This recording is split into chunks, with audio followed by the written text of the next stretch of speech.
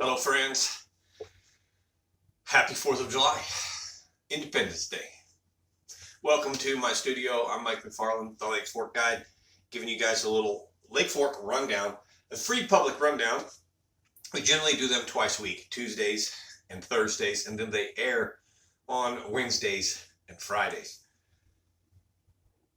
Lake conditions, general fishing tips, basic stuff like that is what we cover. A little bit of information that you would want if you're coming here to the lake, world famous Lake Fork.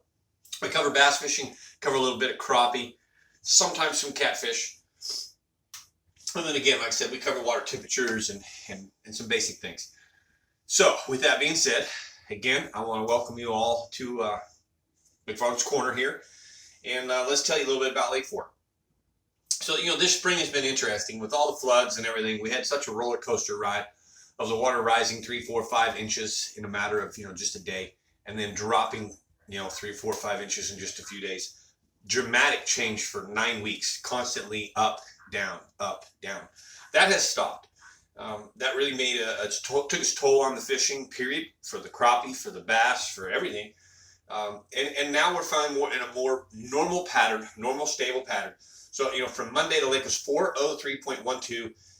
Each day we're dropping a little, but in a period of a week, the entire week, we're not even dropping an inch and a half instead of, 3 to 5, 6, 7 inches every few days. Clarity is getting better and better. It's settling from all the floods and whatnot, but we're starting to also get the increase of the temperature.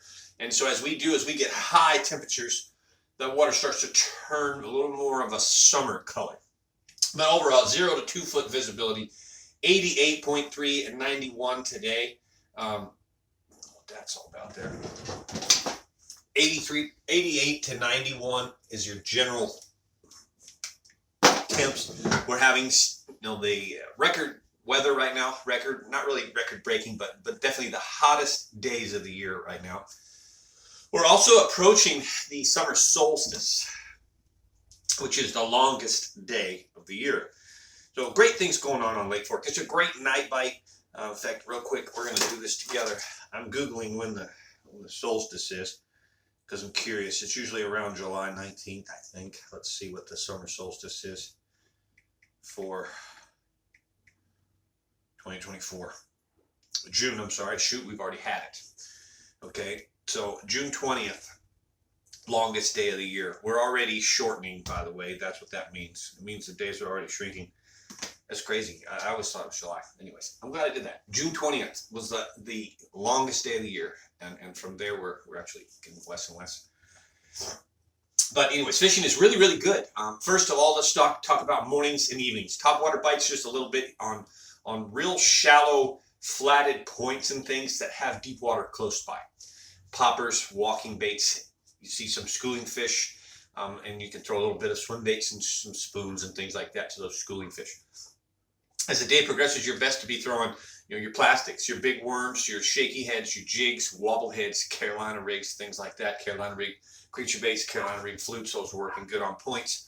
But the bass are definitely starting to be in the offshore deep patterns. Your deep brush piles, your deep structure, your deep tree lines, road beds, ledges, humps.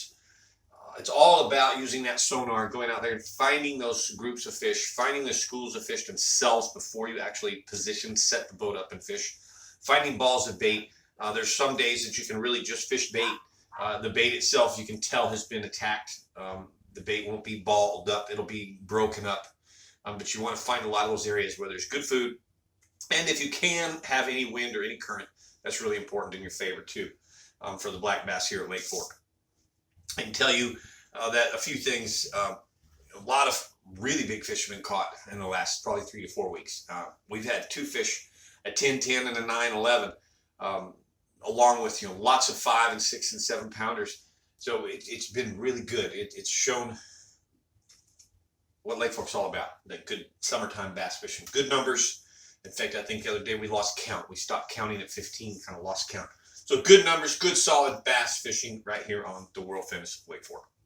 I'm going to tell you a little bit about some other things here that's going on. and then we'll go in and we'll give you some information about some crappie. If you want, I'll tell you about crappie on fork. I would like to personally invite you to upgrade this channel. You are a free private or a free public subscriber. I have a private channel. It's basically a real simple. Look in the description below this video. Click on the link for members only and upgrade this free channel to a $4.99 a month channel. But we give you so much more information. I get into great detail about fork, the exact baits, the presentations, the colors, the line, presentation, detail, spots, locations, best part of the lake to fish. I cover also 5 other fishing guides on other lakes. We cover Ray Hubbard, Lavon, Possum Kingdom. We really give you a lot of information. So if this public report isn't enough for you, you want more information, more other lakes, Lake Athens, Bow Dark, Gilmer, Hawkins, Lake Welsh, you want those reports for those lakes, then subscribe to my members only channel. But here's Jackie Wiggins, guide on Lake Fork. He says that the Lake Fork crappie fishing is definitely in a full-blown summer pattern. Brush piles at the base of those summer deep tree, brush piles and the base of those deep summer trees are really starting to fill up with crappie. He's moving around a lot.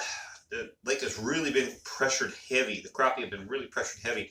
And so if you're having finicky fish, Jackie just says keep moving around till you find fish that'll bite. But some of those finicky fish, there's 2 things he's doing.